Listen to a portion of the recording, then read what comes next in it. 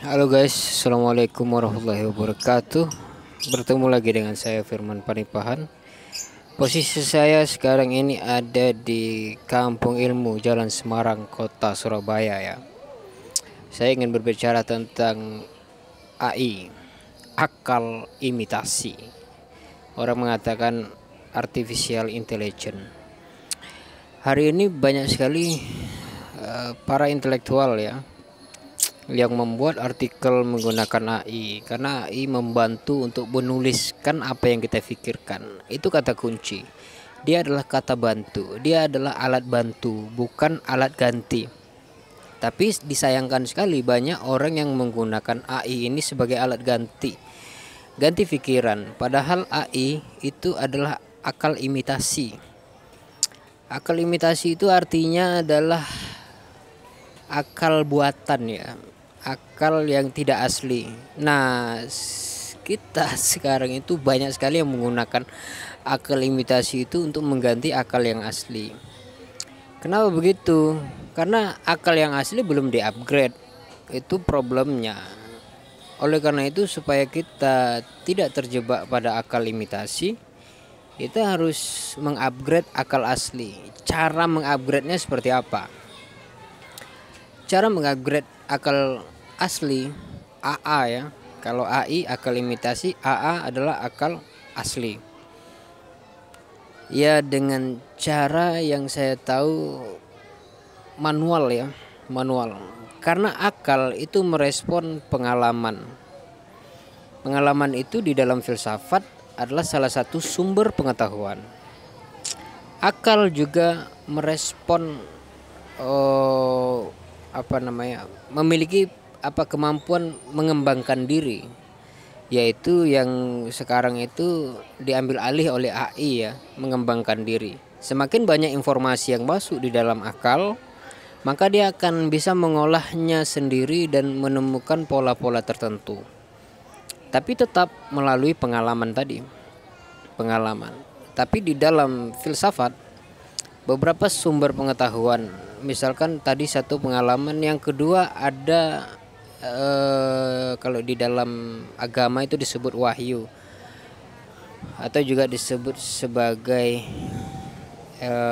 intuitif, yaitu pengetahuan yang berdasarkan di luar pengalaman, pengetahuan di luar pengalaman. Nah, ini juga akan membuat akal kita berkembang dan upgrade ya. Yang ketiga tentu adalah akal itu sendiri, yaitu rasional. Cara berpikir rasional. Semakin kita sering menggunakan akal, maka akal itu akan terus berkembang mengikuti pola-pola yang kita gunakan. Itu yang disebut rasionalisme.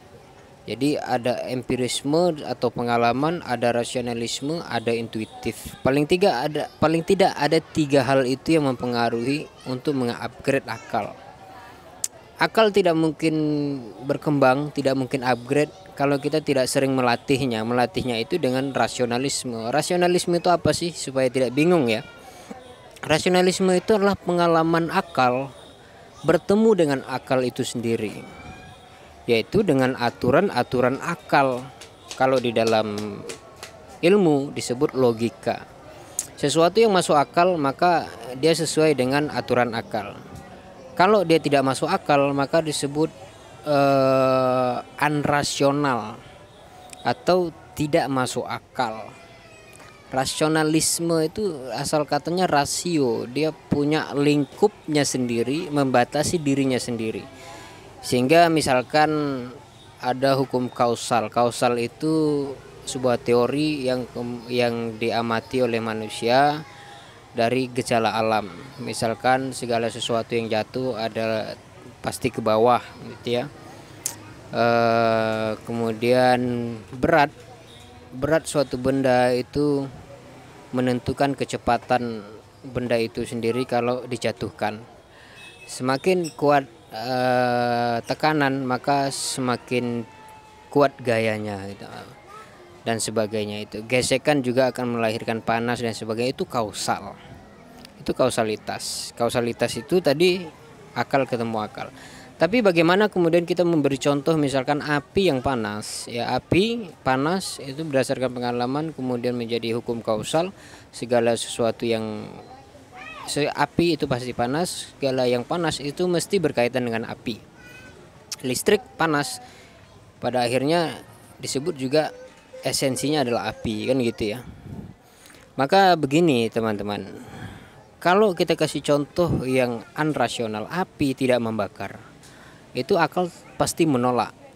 Nah, akal menolak artinya akal itu sehat.